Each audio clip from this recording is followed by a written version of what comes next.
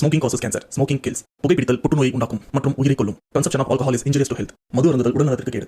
Subscriber real life incident inspired by subscribers. இந்த சந்தாதாரர்களின் உண்மை பேசும் சம்பவம் உங்களால் உருவாக்கப்பட்டவை.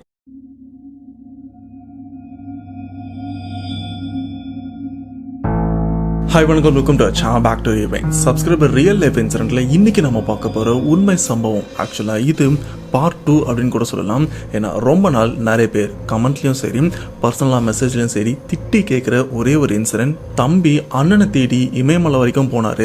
அந்த இடத்துல அண்ணனோட ஆன்மா தன்னோட இறப்புக்கு காரணம் வேற ஒருத்தவங்க, பட் கண்டிப்பா ஒரு நாள் உனக்கு தெரிய வரும், உடனே இந்த இடத்த விட்டு கிளம்பு அப்படின்னு இந்த ஒரு விஷயத்த மட்டும்தான் மென்ஷன் பண்ணிருப்பாங்க.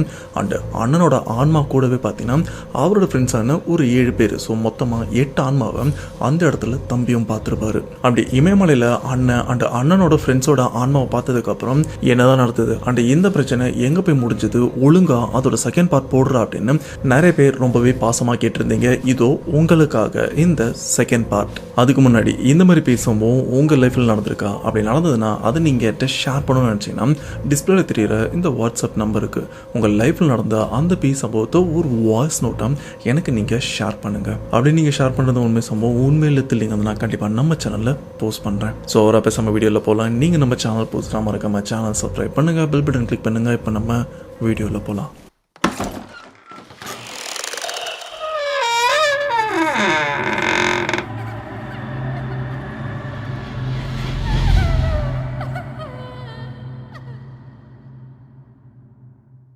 அண்ட் இப்போ நம்ம பார்க்க போகிறது இமயமலை பயணத்தோட செகண்ட் பார்ட். ஃபர்ஸ்ட் பார்ட் பார்க்காதவங்க லிங்க் டிஸ்கிரிப்ஷனில் கொடுத்துருக்கேன் அண்ட் ஐ பட்டன்லையும் கொடுத்துருக்கேன். நீங்கள் ஃபர்ஸ்ட் பார்ட் பார்த்துட்டு வந்தால் மட்டும்தான் உங்களுக்கு செகண்ட் பார்ட் ரொம்பவே தெளிவாக புரியும். அண்ட் ஃபர்ஸ்ட் பார்ட்டோட கடைசியில் பார்த்தீங்கன்னா தம்பியான சரவணன் அவங்க அண்ணன் கணேஷ் அவர் இமயமலைக்கு போயிருக்காரு அப்படின்ற ஒரு டவுட்டில் அந்த இடத்துலையும் போய் செக் பண்ணி பார்த்துருப்பாரு. ஒரு பெரும் தேடலுக்கு அப்புறம் அந்த இடத்துல அண்ணனோட பாடி மட்டும் இல்லை, பக்கத்தில் அண்ணனோட ஃப்ரெண்ட்ஸோட பாடி இருக்கிறத பார்த்ததுக்கப்புறம் ஓகே இந்த இடத்துல தான் அண்ணன் வந்திருக்கான் அண்ட் இங்கேயே இறந்து போயிருக்கான், இது தெரியாமல் நம்ம ஊர் ஃபுல்லாக சுற்றி இருக்கோம் அப்படின்னு ரொம்பவே கஷ்டப்படும் போது தான் அந்த இடத்துல இறந்து போன அண்ணனோட ஆன்மா வந்து எங்களை அநியாயமாக கொண்டுட்டாங்க அண்டு கொன்னவங்க கண்டிப்பாக உனக்கு ஒரு நாள் தெரிய வரும், நீ இந்த இடத்துல ரொம்ப நேரம் இருக்காது, இந்த இடத்துல இருந்தனா உனக்கு ஆபத்து, இந்த இடத்த விட்டு உடனே கிளம்பு அப்படின்னு சொன்னதுக்கப்புறம் தம்பியான சரவணன் அண்ட் அவரோட ஃப்ரெண்டு அந்த இமயமலை சரௌண்டிங்கில் தான் இருப்பாருன்னு சொல்லியிருப்பேன், அவங்களும் அந்த இடத்த விட்டு உடனே கீழே இறங்கலாம் அப்படின்னு கிளம்புறாங்க. ஸோ இது வரைக்கும் நாம் ஃபர்ஸ்ட் பார்ட்லையும் பார்த்துருக்கோம். இப்போ நாம் செகண்ட் பார்ட்டு கண்டினியூ பண்ணுவோம். அண்ட் தம்பியான சரவணன் அண்ட் அவங்க ஃப்ரெண்ட்ஸு அந்த இமயமலையிலேருந்து கீழே இறங்கி வரும்போது பார்த்தீங்கன்னா அண்ட் இந்த இமயமலை ஏறும்போது கிட்டத்தட்ட 15 பேர் ஏறி இருப்பாங்க. ஆனால் நிறைய பேர் முடியல அப்படின்னா அங்கங்கே நின்று இருப்பாங்க. இப்போ சரவணன் அண்ட் கூட இருக்கிற அந்த ஃப்ரெண்டு மேலேருந்து கீழே இறங்கும் போது அந்த இடத்துல வெயிட் பண்ணிட்டு இருந்த மற்ற ஃப்ரெண்ட்ஸ் எல்லாருமே இவங்களை பார்த்ததுக்கப்புறம் அப்படியே எல்லாருமே அந்த போன 15 பேரும் திரும்ப அந்த மலையை விட்டு கீழே இறங்குறாங்க. பட் கீழே இறங்குற வரைக்கும் கூட சரவணன் இவரும் அழுதுட்டு அவரோட மனசு நொறுங்குற அளவுக்கு ரொம்பவே கஷ்டத்தோட தான் அந்த மலையை விட்டும் இறங்கிட்டு இருக்காரு. கடைசி அந்த மலையை விட்டு இறங்கினதுக்கு அப்புறம் அப்படியே சிட்டி இருக்கிற அந்த ஏரியாவுக்கும் போறாங்க. சரி இந்த ஊரை விட்டு கிளம்பலாம் அப்படின்னும் போதுதான் சரவணன் இவருக்கும் ஒரு விஷயம் தோணுது, அது எப்படி நான் ஈஸியாக போயிடுவேன், என் அண்ணன் இறந்துருக்கான், அந்த ஒரு விஷயத்த இங்கே இருக்கிற போலீஸ் கிட்ட சின்னதாக ஒரு கம்ப்ளைண்ட் ஃபைல் பண்ணிட்டு நான் போவேன் அப்படின்னு அங்கே இருக்கிற போலீஸ் ஸ்டேஷனுக்கு அவரோட மற்ற ஃப்ரெண்ட்ஸையும் கூப்பிட்டு போகிறாங்க.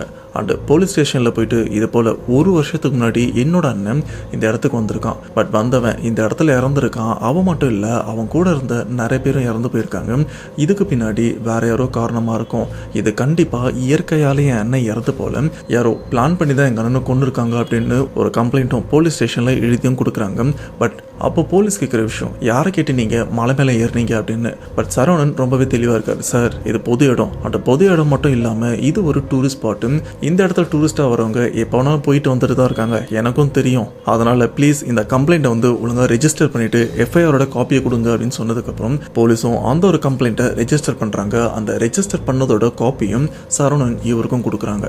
இதுக்கப்புறம் சரவணன் அந்த ஏரியாவை விட்டு கிளம்பி தமிழ்நாட்டில் இருக்கிற அவரோட ஊரான போன பார்ட்டில் வந்து அவர் எந்த ஊர் அப்படின்னு சொல்லல, சரவணன் தமிழ்நாட்டில் இருக்கிற சென்னையை சேர்ந்தவர் தான். இதுக்கப்புறம் சரவணன் சென்னை வந்ததுக்கப்புறம் அவர் கல்யாணம் பண்ணிக்க போகிற பொண்ணையும் பார்க்கலாம் அப்படின்னு அவங்க வீட்டுக்கும் போகிறாங்க. நான் முன்னாடியே சொன்ன மாதிரி அவரோட கல்யாணம் அந்த சம்பவத்துலேருந்து ஒரு 3 மாதம் முன்ன பின்ன டைமில் தான் ஃபிக்ஸ் பண்ணியிருக்காங்க. அண்ட் சரவணன் அவரும் அவர் கல்யாணம் பண்ணிக்க போகிற பொண்ணை வீட்டில் போயிட்டு பார்க்கலாம் அப்படின்னு அவங்க வீட்டுக்கும் போகிறாங்க. போன உடனே அந்த பொண்ணுகிட்ட நார்மலாக பேசிட்டு இருக்கும்போது பட் அந்த கல்யாணம் பண்ணிக்க போகிற பொண்ணு கொஞ்சம் டிஸ்டர்பன்ஸாக ஃபீல் பண்ணுறத சரவணன் இவரும் ஃபீல் பண்ணுறாரு. ஏய் என்னாச்சு, நார்மலாக தானே இருக்கு, என்ன ப்ராப்ளம் அப்படின்னு கேட்கும்போது, இல்லடா ரீசெண்டாக எங்கள் வீட்டில் நடந்த விஷயம் என்ன ரொம்பவே டிஸ்டர்ப் பண்ணுது அப்படின்னு சொல்லும்போது சரவணன் இவருக்கும் ஒன்றும் புரியல. என்னாச்சு கொஞ்சம் டீட்டெயிலாக சொல்லு அப்படின்னு சொல்லும்போது, அவரு கல்யாணம் பண்ணிக்க போகிற பொண்ணு இல்லை, நேற்று ஃபுல்லாக ரொம்பவே போர் அடிச்சதுன்னு நானும் வீட்டில் அங்கே இங்கேன்னு சுற்றிட்டு இருந்தேன். அப்போது அப்பாவோட ரூமை கிராஸ் பண்ணும்போது பார்த்தீங்கன்னா அப்பாவோட ரூம்குள்ளே அப்பா இருந்தாங்க. அண்டு ஒரு சில அப்பாவோட ஃப்ரெண்ட்ஸு அண்டு இந்த அடியாளுங்க மாதிரி இருக்கிற அந்த கேட்டகரியை சேர்ந்த ஒரு சில பேரும் அப்பா கூட இருந்தாங்க. அண்ட் இந்த இடத்துல ஒரு விஷயத்த சொல்ல மறந்துட்டேன். ஆக்சுவலாக பொண்ணோட அப்பா வந்து கட்சியில் இருந்துட்டு இருக்காரு, ஒரு நல்ல போஸ்டிங்கில் தான். ஸோ ஆப்வியஸாக கட்சிக்காரங்கனாலே கண்டிப்பாக கூட ஆளுங்க இருக்கிறதெல்லாம் பெரிய விஷயமா என்ன, சேம் அதே போல தான் இந்த பொண்ணோட அப்பா கூடயும் இந்த கட்ட பஞ்சாயத்து பண்ணுறவங்க அண்ட் அடியாளுங்க அப்படின்ற மாதிரி ஒரு சில பேரும் இருந்திருக்காங்க. அப்போ சரவணா இவங்க கல்யாணம் பண்ணிக்க போகிற அந்த பொண்ணு அப்பாவோட ரூமை கிராஸ் பண்ணும்போது அந்த ரூம்குள்ளே அப்பா அண்ட் மற்ற எல்லாருமே பேசிட்டு இருந்தாங்க. அதில் பர்டிகுலர் ஒரு ஆள் அப்பா கிட்ட ஒரு விஷயமும் சொல்லிட்டு இருந்தான். தலைவரே, ரொம்ப நாள் புதஞ்சு போன ஒரு விஷயம் இப்போ வெளியே வர ஆரம்பிச்சிருக்கு. அண்ட் நாம என்னைக்கோ பண்ண ஒரு விஷயம் முடிஞ்சிருச்சு அப்படின்னு நினைச்சோம்.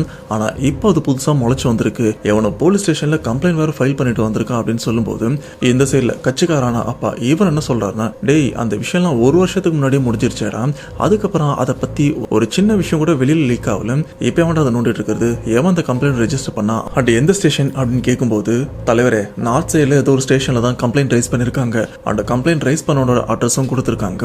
நம்ம சென்னையில் இருக்கிற இந்த ஸ்டேஷனில் தான் கம்ப்ளைண்ட் ரெஜிஸ்டர் ஆயிருக்கு. அந்த ஸ்டேஷனில் நம்ம எஸ்ஐ தான் இருந்துட்டு இருக்காரு, அவரு இந்த கம்ப்ளைண்ட்டை ரெஜிஸ்டர் பண்ணாரு. அந்த பசங்க மூலியமாக தான் இந்த ஒரு விஷயம் எனக்கு தெரிய வந்தது அப்படின்னு சொல்லும்போது இப்போ கட்சிக்காரான அப்பா அவரு டென்ஷன் ஆகுறாரு. அண்டு புதஞ்சு போன விஷயம் புதுசாக திரும்ப வெளியில் வந்திருக்கு அப்படின்னு ரொம்பவே டிஸ்டர்ப் ஆகுறாரு. இந்த ஒரு விஷயத்த வந்து கல்யாணம் பண்ணிக்க போகிற பொண்ணு அந்த ரூமை கிராஸ் பண்ணும்போது இப்படி பேசிட்டு இருந்த விஷயத்த வந்து அவங்க கேட்டதுக்கு அப்புறம் அவங்க டிஸ்டர்ப் ஆகுறாங்க. என்ன அப்பா இந்த மாதிரிலாம் பேசிட்டு இருக்காரு, ஒருவேளை ஏதாச்சும் கொலை கேஸாக இருக்குமோ அப்படின்னு அவங்களுக்குள்ள இல்லாத கற்பனைலாம் ஓடி மைண்டுக்குள்ள அந்த ஒரு விஷயம் ஓடிட்டே இருக்கு. இப்போ இந்த ஒரு கேப்ல தான் ஊருக்கு போன சரவணன் திரும்ப ரிட்டர்ன் வரும்போது அவர்கிட்ட இந்த ஒரு விஷயத்த டிஸ்கஸ் பண்ணலாம் அப்படின்னு டிஸ்கஸ் பண்ணிட்டு வந்திருக்காங்க. மேபி இவர் கட்சிக்காரர் அப்படின்றதுனால வேற இடத்துல ஏதாச்சும் ஒரு சம்பவம் பண்ணி அது இப்போ வெடிச்சிருக்குமோ. அண்ட் இந்த ஒரு விஷயத்தை கேட்ட சரவணன் இவருக்கும் கொஞ்சம் டிஸ்டர்ப் ஆகுது. என்ன இந்த மாதிரி விஷயம் பேசிட்டு இருக்காங்க, அந்த நார்த் சைடில் போலீஸ் கேஸ் ரெஜிஸ்டர் ஆயிருக்குன்னு சொல்லியிருக்காங்க, இமயமலை அப்படின்லாம் பேச்சு அடிப்பட்டது, என்னவா இருக்கும் அப்படின்னு இந்த சைடில் சரவணன் இவருக்கு இல்லாத விஷயம்லாம் ஓடவும் ஆரம்பிக்குது. ஆனால் ஒரு விதத்தில் சரவணன் இவரும் வந்து கொஞ்சம் மனசை சமாதானப்படுத்திக்கிறாரு. இல்லை நம்ம மாமனார் கட்சியில் இருக்கிறதுனால அவரு தேடி நிறைய பிரச்சனைகள் வரும், நிறைய கேஸ்லாம் வரும், அதில் ஒன்று டிஸ்கஸ் பண்ணும்போது தான் நம்ம கல்யாணம் பண்ணிக்க போகிற பொண்ணும் அதை கேட்டுட்டு அவங்க டிஸ்டர்ப் ஆகி அந்த ஒரு விஷயத்த நம்மகிட்ட சொல்லி நம்மளும் குழம்பியிருக்கோம். மற்றபடி அந்த விஷயத்துக்கும் இவருக்கும் சம்மந்தம் இருக்காது அப்படின்னு சரவணன் இவரும் அந்த விஷயத்த சாதாரணமாக விட்டுறாரு. இதுக்கப்புறம் சரவணன் இவரும் வீட்டுக்கு வந்துடுறாரு. பட் வீட்டுக்கு வந்ததுக்கு அப்புறம் கூட அவங்க கல்யாணம் பண்ணிக்க போற பொண்ணு அந்த சொன்ன விஷயம் வந்து இவரோட மைண்ட்ல ஓடிட்டே இருக்கு. சரவணன் இவர் ஒரு இன்ட்ராவர்ட் அப்படின்றதுனால பொதுவாக இன்ட்ராவர்ட்டா இருக்கிற எல்லாருமே பார்த்தீங்கன்னா அவங்க கிட்ட ஏதாச்சும் ஒரு விஷயம் சீரியஸா விளையாட்டா எந்த மாதிரி சொன்னாலும் ஒரு சில பேர் அந்த ஒரு விஷயத்தால டிஸ்டர்ப் ஆவாங்க. அண்ட் அந்த ஒரு விஷயமே அவங்க மைண்ட்ல ஓடிட்டே இருக்கும். அதே போலதான் சரவணன் இவருக்கும் அந்த ஒரு விஷயம் இவரோட மைண்ட்ல ரொம்பவே டிஸ்டர்பன்ஸா ஓடிட்டு வந்திருக்கு. இப்படி ஒரு மாசமும் கடந்திருக்கு. அந்த கல்யாணம் ஆக போற அந்த ஒரு 3 மாசத்துல ஒரு மாசம் போயிருச்சு, இன்னும் 2 மாசம் தான் இருக்கு. இந்த ஒரு மாசம் முடிஞ்சதுக்கு அப்புறம் பார்த்தீங்கன்னா சரவணன் இவருக்கு ஒரு ஃபோன் காலும் வருது. அவரு கல்யாணம் பண்ணிக்க போற அந்த பொண்ணு தான் ஃபோனும் பண்றாங்க. ஃபோன் பண்ணி இது போல அப்பா சீரியஸா இருக்காரு, அவரு ஹாஸ்பிட்டல் சேர்த்திருக்கோம், தயவு செஞ்சு கொஞ்சம் வா அப்படின்னு சொன்னதுக்கு அப்புறம் சரவணன் இவரும் ஹாஸ்பிட்டல் போறாரு. அது ஹாஸ்பிட்டலில் போய் பார்த்தா அவரும் கொஞ்சம் சீரியஸான கண்டிஷன்ல தான் இருக்காரு. பட் எப்படியோ பொழைச்சிக்கிறாரு. என்னாச்சு என்ன பிரச்சனை அப்படின்னு கேட்கும்போது அவர் கல்யாணம் பண்ணிக்க போற அந்த எதிர்கால மனைவி அவங்களும் சொல்றாங்க, இன்னைக்கு நான் வீட்டில் துணி துவைச்சிட்டு இருந்தேன், அப்போ எதிர்ச்சியா அப்பாவோட ரூமுக்கு போகணும் அப்படின்னு தோணுச்சு, அவரோட ரூமுக்கும் போனேன். பட் அவரோட ரூமில் பார்த்தீங்கன்னா ஏசி அப்படின்ற ஒரு விஷயமே கிடையாது. பட் அந்த ரூம் மட்டும் ரொம்பவே சில்லுன்னு இருந்தது. என்னடா இந்த ரூம் மட்டும் ஏசி போடாமலே இவ்வளோ சில்லுன்னு இருக்குது, சொல்ல போனால் எனக்கே குளிருது அப்படின்னு அந்த பொண்ணும் ஃபீல் பண்ணியிருக்காங்க. சரி அப்பா என்ன பண்ணுறாருன்னு பார்த்தா அப்பா படுத்துட்டும் இருக்காரு. சும்மா கிட்ட போயிட்டு அப்பா தூங்கிட்டாரா அப்படின்னு எட்டி பார்த்தா அந்த இடத்துல அப்பா ஒரு மாதிரி பேச்சு மூச்சு இல்லாமல் இருக்கிற மாதிரி இருக்காரு. அவரை பார்த்தா தூங்கிட்டு இருக்கிற மாதிரி இல்லை, ஏதோ சீரியஸாக இருக்கிற மாதிரி ஒரு விஷயத்த வந்து இந்த பொண்ணும் ஃபீல் பண்ணியிருக்காங்க. சரி எழுப்பலாம் அப்படின்னு அவங்க அப்பாவை தொடும்போது அவரோட உடம்பு இந்த ஐஸ் ஃப்ரீசரில் வச்சு ஒரு மனுஷன் ஐஸ் கட்டியில் உறைஞ்சு போனால் எந்த அளவுக்கு சில்லுன்னு இருக்கும் அந்த மாதிரி அவங்க அப்பா உடம்பு பயங்கர சில்லுன்னு இருக்கு. உடனே பதறி போன அந்த பொண்ணும் அலறவும் ஆரம்பிக்கிறாங்க. அந்த வீட்டில் இருக்கிறவங்க எல்லாருமே ஒன்று சேர்ந்துருக்காங்க. அதுக்கப்புறம் அவரை ஹாஸ்பிட்டலில் கூட்டு வந்து இப்போ ட்ரீட்மெண்ட்டும் எடுத்துட்டு இருக்காங்க. இப்படி வீட்டில் நடந்த எல்லா விஷயத்தையுமே அந்த பொண்ணும் சரவணன் இவர்கிட்டையும் சொல்லியிருக்காங்க. அண்ட் இன்னொரு விஷயத்தையும் அந்த பொண்ணு சரவணன் கிட்ட சொல்கிறாங்க, அப்பாவோட உடம்பு ரொம்பவே சில்லுன்னு ஆனதுக்கப்புறம் அவரோட உடம்பை நாங்கள் தூக்குறதுக்கும் ட்ரை பண்ணோம். ஆனால் எங்கள் யாராலையுமே தூக்க முடியல. சொல்லப்போனால் எங்கள் அப்பாவோட உடம்பை தொடக்கூட முடியல, அந்த அளவுக்கு ரொம்பவே சில்லுன்னு இருந்தது. எக்ஸாம்பிள் சொல்லப்போனால் இந்த லிக்யூர் ஐஸ் இருக்குது பார்த்தீங்களா, அதை உடம்புல ஊற்றினா அடுத்த செகண்டே அந்த இடம் ஃப்ரீஸ் ஆயிரும். அந்த இடத்த நீங்கள் அடித்தா கூட உடஞ்சிரும். அந்த அளவுக்கு அவரோட உடம்பு ரொம்பவே ஃப்ரீஸாகவும் இருந்தது. ஆனால் நாங்கள் அவரை தூக்குறதுக்கு கஷ்டமும் பட்டோம் அண்டு தூக்குறதுக்கு ரொம்பவே பயந்தோம். இந்த கண்டிஷனில் அவரை நாங்கள் எப்படி தூக்கிட்டு வந்தோம் தெரியுமா? ஒரு பெரிய பெட்ஷீட்டை கீழே போட்டு அவரை ரொம்பவே கேர்ஃபுல்லாக அந்த பெட்ஷீட்டில் வச்சு அண்டு அந்த பெட்ஷீட்டை பிடிச்சி தான் நாங்களும் தூக்கிட்டு வந்தோம். அந்த அளவுக்கு அவரோட உடம்பு ரொம்பவே ஃப்ரீஸாக ஐஸ் கட்டியாக மாறிந்தது அப்படின்ற ஒரு விஷயத்தையும் அந்த பொண்ணு சரவணன் கிட்டே சொல்லியிருக்காங்க. இதுக்கப்புறம் கொஞ்ச நாள் கட்சிக்காரனா அப்பா அவரும் ஹாஸ்பிட்டலில் ட்ரீட்மெண்ட்டில் தான் இருந்துருக்காரு. எப்படியோ அவரையும் காப்பாற்றிடுறாங்க. அந்த ட்ரீட்மெண்ட்லாம் முடிச்சுட்டு வந்ததுக்கப்புறம் அப்படியே ஒரு சில நாளும் போதும் அந்த 2 மாதமும் முடிஞ்சு கடைசியாக சரவணன் அண்ட் அந்த பொண்ணு 2 பேருக்குமே கல்யாணமும் நடந்து முடியுது. எக்ஸாக்டாக கல்யாணம் நடந்து முடிஞ்சு ஒரு 2 நாளைக்கு அப்புறம் பார்த்தீங்கன்னா கட்சிக்காரனா அப்பா சரவணன் இவரை பார்த்து பேசணும் அப்படின்னு அவங்க வீட்டுக்கும் வராரு. அண்ட் வீட்டுக்கு வந்ததுக்கப்புறம் என்னப்பா எப்படி இருக்க அப்படின்னு நார்மலாக பேசிட்டு, எனக்கு உன் அண்ணன் தெரியும், 1 வருஷத்துக்கு முன்னாடி ஓடி போனானே திரும்ப வந்துட்டானா அப்படின்னு கேட்கும்போது சரவணன் இவருக்கும் இந்த ஒரு விஷயம் இவருக்கு எப்படி தெரியும் அப்படின்னு, இல்லை மாமா இன்னும் வரல அப்படின்னு சொல்லிடுறாரு. அண்ட் மறுபடியும் சரவணோட மாமனார் அவங்க அண்ணனை பற்றி சரவணன் கிட்ட கேட்கும்போது சரவணன் அவரோட மனசில் என் அண்ணன் இறந்து போயிட்டான், நான் இமயமலையில் போய் பார்த்தேன், அவன் மட்டும் இல்லை அவங்க கூட இருக்கிற ஃப்ரெண்ட்ஸ் எல்லாருமே இறந்து போயிட்டாங்க அப்படின்ற ஒரு விஷயம் அவரோட மைண்டில் ஓடிட்டு தான் இருக்கு. ஆனால் அந்த ஒரு விஷயத்த அவங்க மாமனார் கிட்ட சொல்லவும் இல்லை. இல்லை மாமா கடைசியாக அவன் எங்கே போனான்னு தெரியல, நானும் தேடிட்டு இருக்கேன், தயவு செஞ்சு ப்ளீஸ் இதுக்கப்புறம் இந்த ஒரு விஷயத்தை பற்றி பேசாதீங்க அப்படின்னு சொல்லும்போது, சரிப்பா நான் பேசலை, ஆமாம் உங்கள் அண்ணன் அப்போ ஒரு பிஸ்னஸ் பண்ணிட்டு இருந்தானே அதில் உனக்கும் ஒரு ஷேர் இருக்குன்னு கேள்விப்பட்ட அப்படின்னு சொல்லும்போது, இது பிஸ்னஸா, என்ன பிஸ்னஸ் அப்படின்னு சரவணன் இந்த சைடில் முடிச்சிட்டும் இருக்காரு. ஆக்சுவலாக சரவணன் அவங்க அண்ணனான கணேஷ் அவரு இமயமலை போகிற அந்த ஒரு டைமில் பார்த்தீங்கன்னா ஒரு பிஸ்னஸும் பண்ணியிருந்திருக்காரு. அது என்ன பிஸ்னஸ் ஏது அப்படின்னு வீடியோட கடைசியில் சொல்கிறேன். அந்த ஒரு பிஸ்னஸை அண்ணன் ஸ்டார்ட் பண்ணும்போதே ஓகே எனக்கு அப்புறம் இந்த ஒரு பிஸ்னஸை எடுத்து நடத்த போகிறது என்னோட தம்பி தான். ஸோ கண்டிப்பாக நான் பண்ண போகிற இந்த ஒரு பிஸ்னஸில் என் தம்பிக்கும் ஒரு நல்ல ஷேர் இருக்கணும். என்னதான் என்னோட அப்பா அம்மா மேலே எனக்கு பாசம் இருந்தாலும் அவங்களால இந்த ஒரு பிஸ்னஸை எடுத்து நடத்த முடியாது. ஸோ என் தம்பி தான் இதை பண்ணணும் அப்படின்னு அந்த பிஸ்னஸை ஸ்டார்ட் பண்ணும்போது அண்ணனான கணேஷ் தம்பிக்கு ஒரு ஷேரும் எழுதி வச்சிருக்காரு.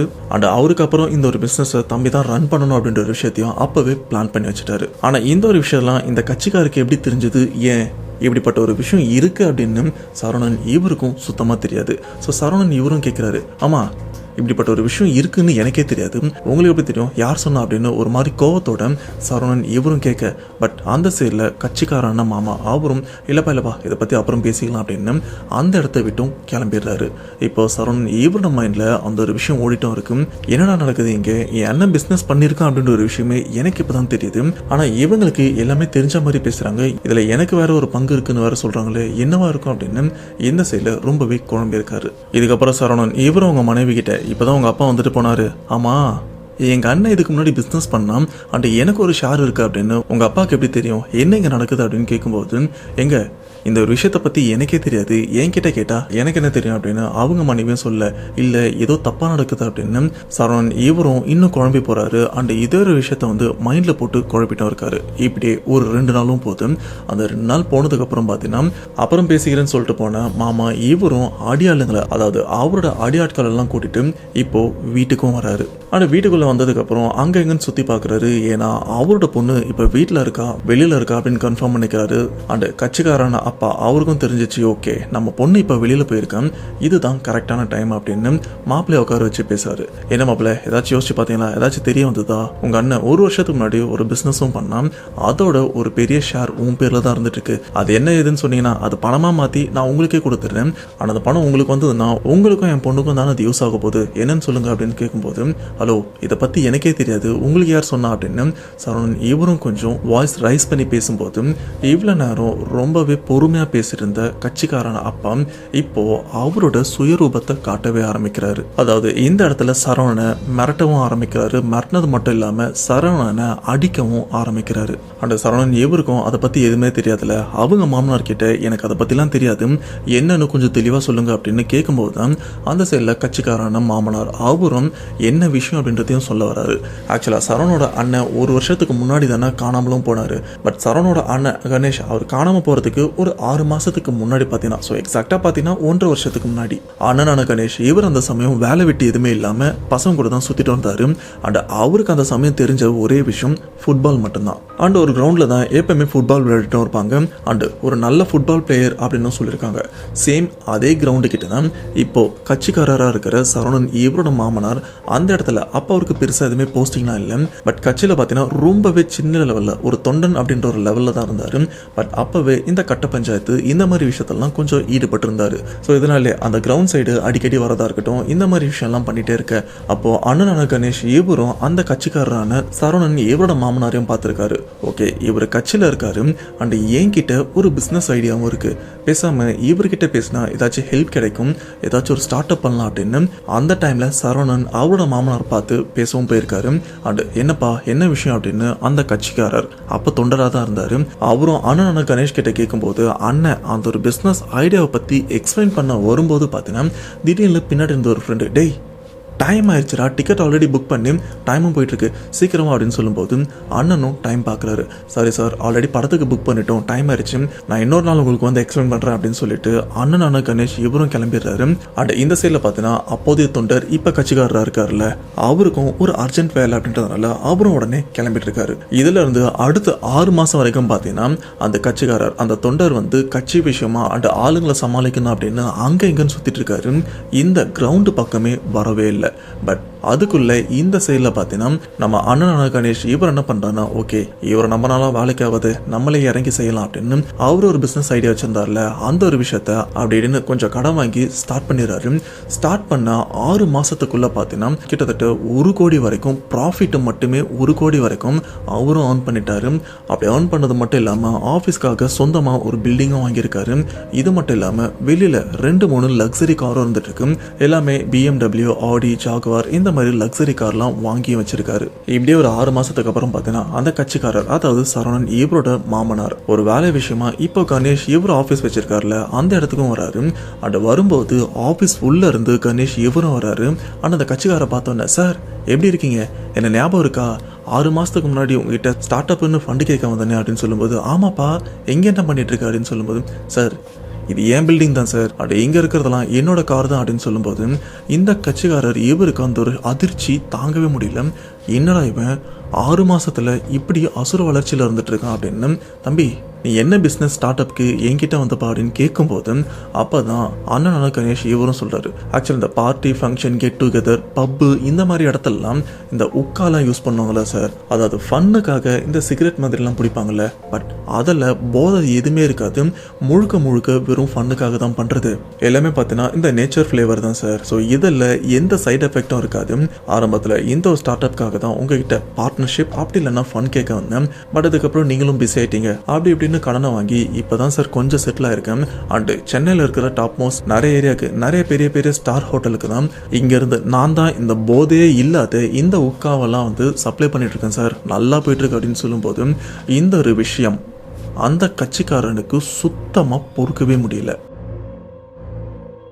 அண்ட் அந்த இடத்துல இந்த கட்சிக்காரருக்கு ஒரு பெரிய காண்டு, ஒரு பெரிய பொறாமையாக இருந்துட்டு இருக்கு. அந்த காண்டு பொறாமை எதுக்கு அப்படின்றது இன்னும் கொஞ்ச நேரத்தில் உங்களுக்கும் புரிய வரும். அண்ட் இந்த இடத்துலையும் அந்த ஒரு காண்டெல்லாம் காட்டிக்காம, சரிப்பா இன்னும் நல்லா வளரு, ஓகே ஒரு டவுட்டு, இது எல்லாமே நீ லீகலாக பண்ணுறியா இல்லை இல்லீகலாக பண்ணுறியா அப்படின்னு கேட்கும்போது, சார் நம்ம பண்ணுறது எல்லாமே பார்த்தீங்கன்னா லீகலாக தான் பண்ணிட்டு இருக்கேன், ஏன்னா இதில் போதைன்னு எதுவுமே கிடையாது சார், எல்லாமே நான் லீகலாக தான் பண்ணிட்டு இருக்கேன், என்ற டாக்குமெண்ட் கூட இருக்கு அப்படின்னு எல்லா ப்ரூஃபையும் காட்டுறாங்க. அண்ட் இந்த சைடில் கட்சிக்காரர் இவருக்கும் கிளியராக புரிஞ்சிச்சு, ஓகே பையன் ரொம்பவே தெளிவாக இருக்கான், தெளிவாக தான் இந்த ஒரு பிஸ்னஸ் பண்ணிட்டு இருக்கான் அப்படின்னு. அண்ட் இதுக்கப்புறம் கட்சிக்காரர் அவரும் அந்த இடத்த விட்டும் கிளம்பிடுறாரு.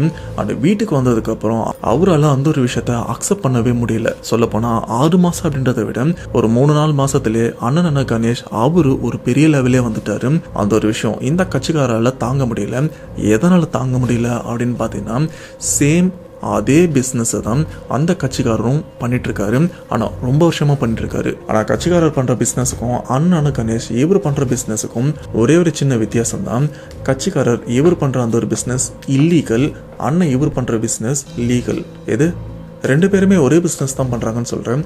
இது மட்டும் லீகல், இது மட்டும் ஏன் இல்லீகல் அப்படின்னு கேட்டிங்கன்னா, ஆக்சுவலாக கணேஷ் இவர் பண்ணுறது வந்து இந்த ட்ரக்ஸு போதை அப்படின்னு எதுவுமே இல்லாத ஒரு ஃபன்னுக்காக யூஸ் பண்ணுற விஷயத்தை தான் இந்த சைடில் சேல் பண்ணி பிஸ்னஸ் பண்ணிட்டுருக்காரு. ஆனால் இந்த சைடில் இந்த கட்சிக்காரர் முழுக்க இந்த போதைப் பொருள் சிகரெட்டாக இருக்கட்டும் அண்ட் சிகரெட் கேட்டகரியில் போதை தர மற்ற பொருளாக இருக்கட்டும், இது கூடவே நிறைய விஷயத்த வந்து இல்லீகலாக தான் பண்ணிட்டு இருக்காரு. ஆனால் அவருடைய பிஸ்னஸ் ஆல்மோஸ்ட் படுத்துருச்சு. ஏன்னா நிறைய பேருக்கு கணேஷ் பண்ணுற பிஸ்னஸும் பிடிச்சிருச்சு.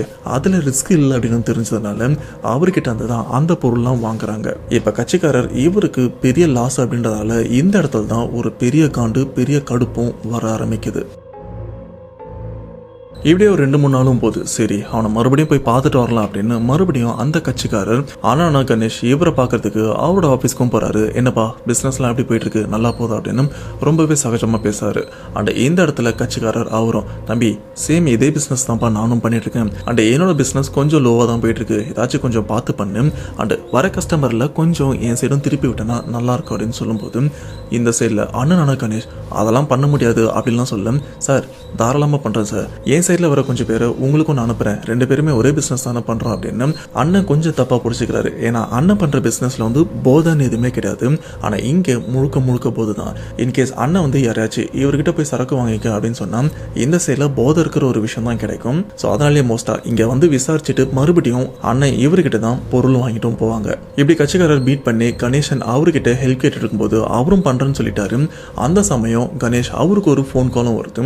அண்ட் அவரும் இந்த கட்சிக்காரர் முன்னாடியே அந்த ஃபோன் காலை அட்டன் பண்ணி பேசிட்டும் இருக்காரு. அந்த ஒரு ஃபோன் காலில் என்ன விஷயத்தை பேசுகிறாரு அப்படின்னு பார்த்தீங்கன்னா, டேய் நம்ம இமயமலை ஏற வேண்டியிருக்கு, கயிறுலாம் ரொம்பவே ஸ்ட்ராங்காக வேணும், கொஞ்சம் நிறைய கயிறு நல்ல குவாலிட்டியிலே கயிறுலாம் வாங்கிக்கோ அப்படின்னு இந்த ஒரு ஃபோன் காலை ஆக்சுவலாக ஃபர்ஸ்ட் பார்ட்டில் பார்த்தீங்கன்னா சேம் அண்ணன் இதே ஃபோன் காலை தான் வந்து வீட்டில் பேசிகிட்டு இருப்பார். ஆனால் அந்த இடத்துல பிளெயினாக மலை ஏறணும் அப்படின்ற ஒரு விஷயத்தான் சொல்லியிருப்பாரே தவிர இமயமலை அப்படின்ற ஒரு விஷயத்த மென்ஷன் பண்ணியிருக்க மாட்டார். ஆனால் இங்கே இந்த கட்சிக்காரர் முன்னாடி பேசும்போது இமயமலை அப்படின்ற ஒரு விஷயத்தையும் மென்ஷன் பண்ணியிருக்காரு. அண்ட் இந்த சைடில் இவரும் ஒரு பெரிய அட்வென்ச்சர் ட்ரிப் போறீங்க போல இருக்கு அப்படின்னு இவரும் ஒரு விஷயத்த கால்குலேட் பண்ணிட்டு இருக்காரு. இதுக்கப்புறம் அண்ணனும் அந்த ஃபோன் கால்லாம் பேசி முடிச்சதுக்கப்புறம் அவரோட வேலையும் பார்க்குறாரு. அந்த இந்த சைடில் கட்சிக்காரர் இவரும், சரி தம்பி நான் சொன்னதெல்லாம் கொஞ்சம் ஞாபகம் இருக்கட்டும், கொஞ்சம் பார்த்து பண்ணுங்க அப்படின்னு சொல்லிட்டு ஒரு நல்ல புள்ள மாதிரி அந்த ஆஃபீஸை விட்டு வெளியிலும் வராரு. அண்ட் வெளியில் வந்ததுக்கப்புறம் இந்த ஆஃபீஸ்க்கு பின்னாடியே பார்த்தீங்கன்னா கட்சிக்காரர் அண்ட் அவரோட ஆளுங்க ரகசியமாக பேசிட்டு இருக்காங்க. டேய் இன்னும் ஒரு சில நாளில் கணேசன் அண்ட் அவங்க ஃப்ரெண்ட்ஸ் எல்லாருமே இமயமலைக்கு ஒரு ட்ரிப்பு போகலாம், ஒரு அட்வென்ச்சர் ட்ரிப்பு போகலாம் அப்படின்னு பிளான் பண்ணுறாங்க. அதுதான் சரியான நேரம். ஏன்னா அவன் இந்த ஒரு தொழிலில் ரொம்பவே ஸ்டாண்டர்டாக நின்றுட்டான். ஏன்னா வர எல்லாருமே அவன்கிட்ட தான் போகிறாங்க. இதனாலே நம்ம பிஸ்னஸ் படுத்துருச்சு. இப்போது ட்ரிப்பு போகிற இவனுங்க திரும்ப ரிட்டர்ன் வரக்கூடாது, ஒருத்தன் கூட ரிட்டர்ன் வரக்கூடாது அப்படின்ற ஒரு விஷயத்தையும் இந்த பில்டிங்க்கு பின்னாடி டிஸ்கஸ் பண்ணிட்டு இருக்கும்போது கணேசன் இவரோட ஃப்ரெண்டு ஒருத்தர் வெளியில் போயிட்டு ரிட்டர்ன் வரும்போது இந்த சைடில் கட்சி ஆளுங்க பேசுகிற இந்த ஒரு விஷயத்த அவரும் கேட்டுறாரு. அடடா எங்களை போட்டு தள்ள பிளான் பண்ணுறேன் அப்படின்னு அவருக்கும் கிளியராக தெரிஞ்சிருது. அண்ட் இந்த சைடில் கட்சி ஆளுங்களுக்கு கணேசனோட ஃப்ரெண்டுக்கு நாம பேசின விஷயம் தெரிஞ்சிருச்சு, அவனை விட்டனா கண்டிப்பாக போட்டு கொடுத்துரும் அப்படின்னு அந்த இடத்துல எப்படியோ துரத்தி போய் அவரையும் பிடிச்சிடுறாங்க. அப்படி பிடிச்சதுக்கப்புறம் அவரை கையை காலை வாயெல்லாம் கட்டி அந்த இடத்த விட்டும் தூக்கிட்டு போயிடுறாங்க. அப்படி தூக்கிட்டு போன அவரை யாருக்கும் தெரியாமல் ரொம்ப தூரத்தில் வச்சு முடிச்சிடுறாங்க. இப்போ இந்த சைடில் கணேஷ் இவரும், டேய் இன்னும் 2 நாளில் ட்ரிப்பு கிளம்ப வேண்டியிருக்கு, எல்லாமே ரெடியா, பசங்க ரெடியா அப்படின்னு கேட்கும்போது கணேஷ் இவங்க டீமில் ஒருத்தர் குறையிறாரு. டேய் அவன் எங்கடா அப்படின்னு அவரோட பேரை சொல்லியிருக்காங்க.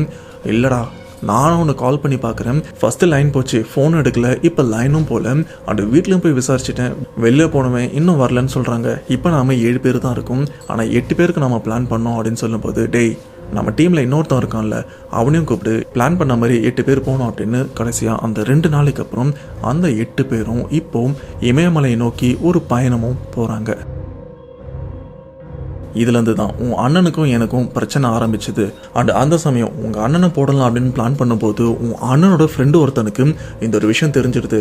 அவனை அன்னைக்கே நாங்கள் தான் காலி பண்ணோம் அப்படின்னு எல்லா விஷயத்தையுமே இப்போ சரவணன் இவரோட மாமனாரான கட்சிக்காரன் நடந்த எல்லா விஷயத்தையுமே சரவணன் கிட்ட சொல்லும்போது இந்த இடத்துல சரவணன் பயங்கரமாக அழவும் ஆரம்பிக்கிறாரு. யோ நாங்கள் என்னையா உனக்கு பாவம் பண்ணோம், ஏன் எங்களை இப்படி பண்ணுற அப்படின்னு. பட் இருந்தாலும் அந்த கட்சிக்காரர் அந்த பணத்தாசையில் தான் இந்த இடத்துலையும் பேசியிருக்காரு. அதெல்லாம் எனக்கு தேவையில்லை, இப்போ உன் பேரில் ஒரு பெரிய ஷேர் இருக்குல்ல, அதை மரியாதையாக என் பேரில் எழுதி வை அப்படின்னு அந்த ஒரு விஷயத்தில் தான் அந்த ஆளும் குறியாக இருந்துட்டு இருக்கான். இது மட்டும் இல்லாமல் உங்கள் அண்ணா அண்டு மற்ற ஃப்ரெண்ட்ஸை நாங்கள் எப்படி கொண்டு வந்து தெரியுமா, அவனுங்க பிளான் பண்ண மாதிரி 2 நாளில் இமயமலைக்கும் கிளம்பிட்டானுங்க. அண்டு ரொம்பவே சந்தோஷமாக தான் போனானுங்க. அப்படி போன கொஞ்சம் தூரம் அவனுக்கு இமயமலையில் கால்வாசி தூரம் கூட ஏறல. போன கொஞ்சம் தூரத்துக்கு முன்னாடி என் ஆளுங்க அந்த இடத்துல ஸ்கெட்ச் போட்டு வச்சுட்டானுங்க. ஒரு லெவலுக்கு அப்புறம் உங்கள் அண்ணனான கணேஷ் அந்த இடத்துல தனியாக மாட்டிக்கிட்டான். அப்படி மாட்டின அவனை அந்த இடத்துல நாங்கள் கொலை பண்ணோம். பட் இந்த ஒரு விஷயத்தை தடுக்கிறதுக்காக அவன் அண்ணனோட ஃப்ரெண்ட்ஸ்லாம் வந்தானுங்க. இது இவனுங்களுக்கும் தெரிஞ்சிருச்சு, பேசாமல் இவனுக்கு மொத்த பேரையும் முடிச்சு விட்டுடலாம் அப்படின்னு அவங்க 8 பேரையுமே அந்த இடத்துல நாங்கள் தான் துடிக்க கொண்டோம். அப்படி கொண்டது மட்டும் இல்லாமல் அந்த இடத்துல இந்த நிலச்சரிவில் செத்து போன மாதிரி அவங்க மேலே இந்த பனியெல்லாம் போட்டு மூடியும் வச்சோம். அண்ட் இந்த ஒரு இன்சிடென்ட்க்கு அப்புறம் சைலண்டாக அந்த இடத்த விட்டு நாங்கள் கிளம்பி வந்துட்டோம். அண்ட் நாங்கள் எதிர்பார்த்த மாதிரி அந்த ஒரு பிரச்சனை அதோடு அடங்கிருச்சு. அடுத்த 1 வருஷம் வரைக்கும் எவனுமே அந்த ஒரு விஷயத்தை பற்றி மூச்சு விடவும் இல்லை, பேசவும் இல்லை. ஆனால் உனக்கு எப்படியோ டவுட் வந்திருக்கு. கடைசியாக உங்கள் அண்ணனை தேடி நீ அந்த இடத்துக்கும் போயிட்டு வந்து அதை கண்டுபிடிச்சது மட்டும் இல்லாமல் நீ போலீஸ்லையும் போயிட்டு கம்ப்ளைண்ட்டும் ரைஸ் பண்ணிட்டு வந்திருக்க. இவ்வளோ விஷயத்த நான் எது தெரியுமா பண்ணேன், என் பொண்ணுக்காக தான் பண்ணேன். மரியாதையாக உன் பேரில் இருக்கிற எல்லா ஷேருமே என் பேர்லையும் என் பொண்ணு பேர்லையும் எழுதுவே அப்படின்னு அந்த இடத்துல சரவணனை பயங்கரமாக மிரட்டும் போது இந்த இடத்துல யாரோ அழுகிற சத்தமும் கேட்குது. யார் அது இந்த இடத்துல அழுகுறான், அது ஒரு பொண்ணோட வாய்ஸ் மாதிரி இருக்கே அப்படின்னு சரவணோட மாமனார் இங்கே அங்கன்னு சுற்றி பார்க்கும்போது ஒரு ரூமில் இருந்து தான் அழுகிற சத்தமும் கேட்குது. என்ன அப்படின்னு அந்த ரூமை திறந்து பார்த்தா ரூம்குள்ளே இருக்கிறது வேற யாருமே இல்லை, அந்த கட்சிக்காரரோட பொண்ணு தான் அந்த ரூமில் இருக்காங்க. ஆக்சுவலாக அவங்களுக்கு இவங்க அப்பா இந்த அளவுக்கு மோசமாக பண்ணியிருப்பார் அப்படின்னு சுத்தமாக ஐடியாவே இல்லை. இப்போ இப்படிப்பட்ட ஒரு விஷயத்த பண்ணியிருக்காரு, அதுவும் தன் கணவரோட அண்ணனை கொன்னதே இவர் தான் அப்படின்னு தெரிஞ்சதுக்கப்புறம் அவங்களும் பயங்கரமாக அழ ஆரம்பிக்கிறாங்க. ஏன் இப்படி பண்ணீங்க அப்படின்னு அந்த இடத்துல அப்பா கூட சண்டை போடவும் ஆரம்பிக்கிறாங்க. பட் இருந்தாலும் அந்த இடத்துல கட்சிக்காரான அப்பா, அம்மா இது எல்லாமே நான் உனக்காக தான் பண்ணேன் அப்படின்னு அவர் ஒரு பண்ண விஷயத்த வந்து நியாயப்படுத்த தான் ட்ரை பண்ணுறாரு. அண்ட் இதுக்கப்புறம் அப்பா பொண்ணோட கண்ணுக்கு முன்னாடியே அவங்க கணவரை அதாவது சரவணனை போட்டு அடிக்கவும் ஆரம்பிக்கிறாங்க. அப்படி அடித்தது மட்டும் இல்லாமல் சரவணனை கொலை பண்ணுற ரேஞ்சுக்கும் வரும்போது அந்த பொண்ணு அதாவது சரவணனோட மனைவி என்ன பண்ணுறாங்கன்னா குறுக்கம் வந்துடுறாங்க. அப்படி குறுக்க வரும்போது சரவணனை இவரை சும்மா பயமுறுத்த அப்படி குத்த வந்த அந்த ஒரு கத்தி அந்த பொண்ணோட உடம்புல ஆல்மோஸ்ட் இதயத்துக்கிட்ட குத்தியும் இருக்குது. அப்படி குத்தினதில் அந்த பொண்ணு அந்த இடத்துல கொஞ்ச நேரம் உயிரோடு இருந்திருக்காங்க. ஆனால் அதிகப்படியான ரத்த போக்குனால அந்த பொண்ணு அந்த இடத்துல இறந்தும் போயிடுறாங்க.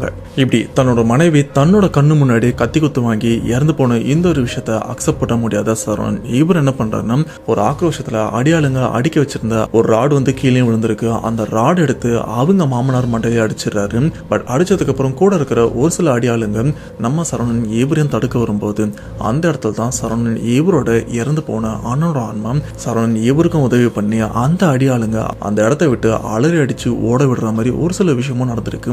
பட் அதை பத்தி அவங்க எதுவுமே பெருசா சொல்லல. ஆனா அவங்க அண்ணனோட ஹெல்ப் மூலியமா தான் அந்த ஒரு விஷயம்லாம் நடந்திருக்கு.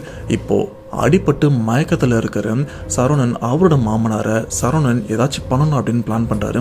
ஓகே, நம்ம அடித்தது பெரிய அடிலாம் இல்லை, இதனால் சாகவும் முடியாது, அதே சமயம் ரொம்ப நேரம் மயக்கத்திலும் இருக்க முடியாது. இந்த இடத்துல நாம் ஒரு சில ஸ்மார்ட்டான ஒர்க்கை பண்ண வேண்டியிருக்கும் அப்படின்னு சரவணன் அவர் பார்ட் டைமாக ஒரு இடத்துல வேலைக்கும் போயிருப்பாரு. அதுதான் இப்போ அவருக்கு உதவுது, அது வேற எதுவுமே இல்லை. சரவணன் இவர் ஸ்கூல் அண்ட் காலேஜ் படிச்சுட்டு இருக்கும்போது மெடிக்கல் ஷாப்பில் பார்ட் டைமாக வேலை பார்த்துருப்பாரு. அண்ட் மேக்ஸிமம் ஒரு வருஷம் ஒரு மெடிக்கல் ஷாப்பில் வேலை பார்த்தாலே அந்த மெடிக்கல் ஷாப்பில் இருக்கிற மருந்து எதுக்கு யூஸ் பண்ணுறது, எந்த டைமில் யூஸ் பண்ணலாம், இதை யூஸ் பண்ணால் என்னென்ன விபரீதம்லாம் வரும் அப்படின்னு நமக்கும் ஆல்மோஸ்ட் தெரியும். சேம் அதே போல தான் பல வருஷமாக அந்த மெடிக்கல் ஷாப்பில் வேலை செஞ்சோம் நம்ம சரவணன் இவருக்கு அனஸ்தீஷியானா என்ன, அதை எந்த அளவுக்கு கொடுக்கணும், எவ்வளோ கொடுத்தா எவ்வளோ நேரம் கழிச்சு இவங்களும் அந்த மயக்கத்திலேருந்து வெளியில் வருவாங்க அப்படின்னு எல்லா விஷயமும் இவருக்கும் தெரிஞ்சிருக்கு. அடு சரவணன் இவரும் பார்ட் டைமாக தானே அந்த மெடிக்கல் ஷாப்பில் வேலை செஞ்சார். சைலண்டாக போயிட்டு அந்த மருந்து எடுத்துகிட்டு வந்து இப்போது மாமனார் இவருக்கும் இன்ஜெக்ட் பண்ணிடுறாரு. ஒரு குறிப்பிட்ட மணி நேரம் வரைக்கும் நீ மயக்கத்தை விட்டு வெளியிலே வரக்கூடாது அப்படின்னு. இப்போ சரவணன் இவரும் பயங்கரமாக கத்தி அழவும் ஆரம்பிக்கிறாரு. ஏன்னா இந்த சைடில் அவரோட மனைவி அவரோட கண்ணு முன்னாடி இறந்தும் போயிருக்காங்க. இதுக்கப்புறம் ஆம்புலன்ஸ்க்கும் கால் பண்ணுறாங்க. ஆம்புலன்ஸ் கால் பண்ணி இறந்து போன அவங்க மனைவிக்கு அந்த சமயம் அடிபட்டிருக்கு அப்படின்ற மாதிரி சொல்லி அவங்களையும் ஆம்புலன்ஸில் ஹாஸ்பிட்டலுக்கும் கூப்பிட்டு போகிறாங்க. அண்ட் இந்த ஒரு விஷயம் போலீஸ் லெவலுக்கும் தெரியுது. அண்ட் போலீஸ்லையும் இந்த ஒரு விஷயத்தை வந்து என் மாமனார் தான் பண்ணாரு பண்ணிட்டு அவனோட அடையாளம் கூட எங்கேயோ ஓடிட்டாரு அப்படின்னு சரவணன் ஏவரும் கம்ப்ளைண்ட் ரைஸ் பண்ணிட்டாரு. அண்ட் இந்த சைடில் ஹாஸ்பிட்டலில் அவங்க மனைவி இறந்துட்டாங்க அப்படின்னு கன்ஃபார்மும் பண்ணிடுறாங்க. இந்த சைடில் சரவணன் இவர் என்ன பண்ணுறாருன்னா மயக்கத்தில் இருக்கிற அவங்க மாமனாரை இவருக்கு தெரிஞ்ச ஒரு இடத்துக்கும் தூக்கிட்டும் போறாரு. அவங்களுடைய ஃப்ரெண்ட்ஸோட உதவி மூலயமா அங்கே தூக்கிட்டு போயிட்டு ஒரு இடத்துல உட்கார வச்சு கட்டியும் வச்சிடறாரு. கட்டி வச்சதுக்கு அப்புறம் கொஞ்ச நேரம் கழிச்சு மாமனாரோட மயக்கமும் தெளிய ஆரம்பிக்குது. அப்படி தெளிஞ்சு எந்திரிக்கலாம் ட்ரை பண்ணும்போது அவரால் எந்திரிக்கவும் முடியல. ஏன்னா ஆல்ரெடி கை கால்லாம் ஸ்ட்ராங்கா கட்டியும் வச்சிருக்கு. இப்படி கண்ணு முடிச்சதுக்கு அப்புறம் ஏய் என்ன எதுக்கு இங்கே தூக்கிட்டு வந்த, நான் சொடுக்க போட்டேன்னா இங்கே எத்தனை பேர் வருவாங்க தெரியுமா, உன்னை இல்லாமல் பண்ணிடுவாங்க, மரியாதை என் கட்டெல்லாம் கழட்டி விடு அப்படின்னு சொல்லும்போது இங்கே சரவணன் உன்னை நான் எதுக்கு இங்கே கூப்பிட்டு வந்தேன் தெரியுமா, என் அண்ணனுக்கு என்ன நிலைமை வந்ததும் சேம் அதே நிலைமை தான் இப்போ உனக்கும் வரப்போகுது, புரியலையா? அண்ட் என் அண்ணனை கொண்ட நீயும் கண்டிப்பா இதுக்கப்புறம் உயிரோட இருக்கக்கூடாது, அதனால தானே நான் பிளான் பண்ணி உனக்கு மயக்க மருந்து கொடுத்து இங்கே தூக்கிட்டு வந்தேன் அப்படின்னு சொல்லும்போது அந்த கட்சிக்காரர் அவரும் ரொம்பவே திமிரா தான் பேசுறாரு. உன்னால என்ன எதுவுமே பண்ண முடியாது, என்னுடைய கூட பிடுங்க முடியாது அப்படின்ற மாதிரி நிறைய வார்த்தைகள்லாம் விட அப்படி வார்த்தைலாம் விட்டுட்டே இருக்கும்போதும் அந்த கட்சிக்காரர் விட்டுட்டு இருந்த அந்த ஒரு வார்த்தையெல்லாம் கொஞ்சம் குளரவும் ஆரம்பிக்குது. அதாவது பயத்தில் ஒரு மாதிரி கை கால்லாம் நடுக்கத்தோடு பேசினா எப்படி இருக்கும் அந்த மாதிரி அவரும் பேச ஆரம்பிக்கிறாரு. என்னன்னு பார்த்தா அந்த இடத்துல இறந்து போன சரவணனோட அண்ணனான கணேஷ் அவரோட ஆன்மாவும் வந்திருக்கு. அப்படி வந்த அண்ணனோட ஆன்மா கேட்குற விஷயம், அன்னைக்கெல்லாம் என்கிட்ட நல்லா தாண்டா பேசியிருந்தேன், எதுக்காக என்ன நம்ப வச்சு கழுத்துருத்த, எதுக்கு என்ன கொன்னு அப்படின்னு கேட்கும்போது இல்லைப்பா அந்த சமயம் நான் பண்ண பிஸ்னஸ் தான் நீயும் பண்ணிட்டு இருந்த, என்ன நீ போதை இல்லாத பொருளை வித்துட்டு இருந்த, நான் போதை இருக்கிற பொருளை வித்துட்டு இருந்தேன். அண்ட் அந்த சமயம் நிறைய பேர் போதைக்காக தான் என்கிட்ட இதை வாங்கிட்டு இருந்தாங்க, ஆனால் போதை இல்லாத விஷயம் உன்கிட்ட கம்மி ரேட்டில் கிடைக்குது அப்படின்னு நிறைய பேர் உன்கிட்ட வாங்கும்போது என்னோட தொழில் இந்த இடத்துல படுத்துச்சு.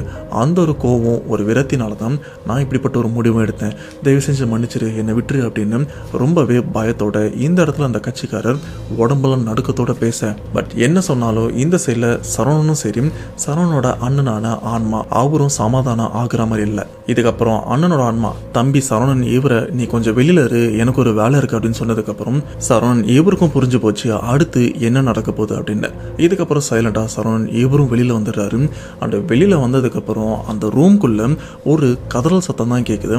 சொல்ல போனா அது ஒரு மரண ஓலம் அப்படின்னு கூட சொல்லலாம். அப்படி ரொம்பவே அதிகமாக கேட்ட அந்த மரண ஓலம் அப்படியே படிப்படியாக குறைஞ்சி கடைசியில் அந்த ஒரு சத்தம் இல்லாமலே போயிருது. இப்போ இந்த இடத்துல சத்தம்லாம் அடங்கினதுக்கு அப்புறம் சரவணன் இவரும் அந்த கதவை திறந்து உள்ள போய் பார்த்தா அந்த இடத்துல அந்த கட்சிக்காரர் அவரோட உடம்புல பார்த்தீங்கன்னா துளி கூட ரத்தமே இல்லை. அவரோட உடம்பு இந்த பனிக்கட்டியால் உறைஞ்சு போன மாதிரியும் இருக்குது, அண்டு பயங்கரமாக வெளுத்து போன மாதிரியும் இருக்குது. அண்டு உடம்புல ஒரு துளி அசைவு கூட இல்லை. சொல்லப்போனால் இமயமலையில் அண்ணனான கணேஷ் அவர் எப்படி அந்த இடத்துல இருந்திருப்பாரு, இப்போ கத்தி அண்டு ஏதாச்சும் குத்தி தான் அவரை கொண்டு இருப்பாங்க. அப்படி கொண்டதுக்கப்புறம் அந்த பனியில் அவரோட உடம்புல இருந்து அந்த ரத்தம்லாம் வெளியில் வந்து அவரோட உடம்பு வெளுத்து போன மாதிரி தான் ஃப்ரீஸாக இறந்துருப்பாரு. சேம் அதே விஷயம் தான் இந்த இடத்துலையும் ஆல்மோஸ்ட் நடந்திருக்குன்னு கூட சொல்லலாம். அண்ட் இந்த இடத்துல சரவணன் இவரும் பயங்கரமாக அழுதுட்டு அவங்க அண்ணன் கிட்ட நீ இறந்து எவ்வளோ நாள் ஆகுது, ஒரு தடவை கூட நீ ஏன் வீட்டுக்கு வரல அப்படின்னு கேட்கும்போது டேய் நான் இறந்த அடுத்த நாள்ல இருந்து என்னோட ஆன்மா ஃபுல்லாக ஒன்றை சுற்றியும் நம்ம வீட்டை சுற்றியும் தான் இருந்தது. ஏன்னா இவங்களாலும் உனக்கு ஏதாச்சும் பிரச்சனை வந்துருமா அப்படின்னு தான் நான் இறந்ததுலேருந்து உங்களை சுற்றி இருந்தா அப்படின்னு சொல்லும்போது தான் சரவணன் இவருக்கும் என்ன சொல்கிறதுன்னு தெரியல. அந்த இடத்துல அப்படியே அண்ணனை பார்த்து பயங்கரமாக அழவும் ஆரம்பிக்கிறாரு. இது மட்டும் இல்லாமல் நான் எப்பவுமே உன் கூட தான் இருப்பேன் அப்படின்னு சொல்லிட்டு அண்ணனான கணேசன் அவரோட ஆன்மா அந்த இடத்த விட்டும் மறைஞ்சும் போதும். அண்ட் அதுக்கப்புறம் சரவணன் இவரும் ஹாஸ்பிட்டலில் அவங்க ஒய்ஃப் இறந்து போயிட்டாங்கல்ல, ஸோ அவங்களுக்கு இறுதியாக என்ன பண்ணணுமோ அந்த ஒரு விஷயம் எல்லாமே பண்ணியிருக்காங்க. அண்ட் இதுக்கப்புறம் இந்த இடத்துல இந்த கட்சிக்காரர் இறந்த அந்த ஒரு விஷயமும் தெரிய வந்திருக்கு. அண்ட் அப்படியே அது போலீஸ் கேஸாகவும் மாற கடைசியாக அந்த போலீஸ் கேஸ் எல்லாம் முடிச்சதுக்கப்புறம் சரவணன் இவரும் நான் ஆசாசியாக கல்யாணம் பண்ண என் மனைவியும் இறந்து போயிட்டான், அண்டு என்னோட அண்ணனும் இந்த உலகத்தில் இல்லை, இதுக்கப்புறம் எதுக்கு நான் இந்த ஊரில் இருக்கணும், பேசாமல் ஏதாச்சும் ஒரு வெளியூரில் போயிட்டு ஏதாச்சும் வேலை செஞ்சு பொழைச்சிக்கிறேன் அப்படின்னு சொல்லி இப்போ அப்ராட்ல தான் சரவணன் இவரும் வேலை பார்த்துட்டு இருக்காரு. ஏன்னா சரவணன் இவர் இந்தியா வந்தாருன்னா இவர் மிஸ் பண்ணுற ரெண்டே விஷயம், ஒன்று அவரோட அண்ணன், இன்னொன்று அவரோட மனைவி. ஸோ இதுக்கப்புறம் எனக்கு என்ன சொல்கிறதுன்னு தெரியல. கடைசியாக நீங்கள் கேட்ட அந்த இமாலய பயணத்தோட செகண்ட் பார்ட்டை என்னால் முடிஞ்ச வரைக்கும் உங்களுக்கு எக்ஸ்பிளைன் பண்ணிட்டேன். ஸோ இந்த இன்சிடெண்ட்டை கேட்கும்போது உங்களோட தாட் என்ன மறக்காமல் கமெண்ட் பாக்ஸில் மென்ஷன் பண்ணுங்கள். அவ்வளோதான் மக்களே, வீடியோவை மறக்காமல் இந்த வீடியோவுக்கு ஒரு லைக் பண்ணுங்கள். அண்ட் அந்த வீடியோவோட வேல்யூபிளான கமெண்ட்ன்றது வந்து மறக்காமல் கமெண்ட் பாக்ஸில் மென்ஷன் பண்ணுங்கள். இது மட்டும் இல்லாமல் டிஸ்கிரிப்ஷனில் இன்ஸ்டாகிராமோட லிங்க், டெலிகிராம் லிங்க், வாட்ஸ்அப் குரூப்போட லிங்க் எல்லாமே கொடுத்து வச்சிருக்கேன். மறக்காமல் எல்லாத்துலேயுமே ஜாயின் பண்ணிடுங்க. ஏன்னா நம்ம யூடியூப்பில் போஸ்ட் பண்ணுற வீடியோ ஒரு சில பேருக்கு நோட்டிஃபிகேஷன் வரல அப்படின்னு சொல்கிறீங்க. அதனாலே நான் வாட்ஸ்அப் டெலிகிராமில் லிங்க்கும் ஷேர் பண்ணிடுறேன். கண்டிப்பாக உங்களை சீக்கிரம் ரீச் ஆகும்.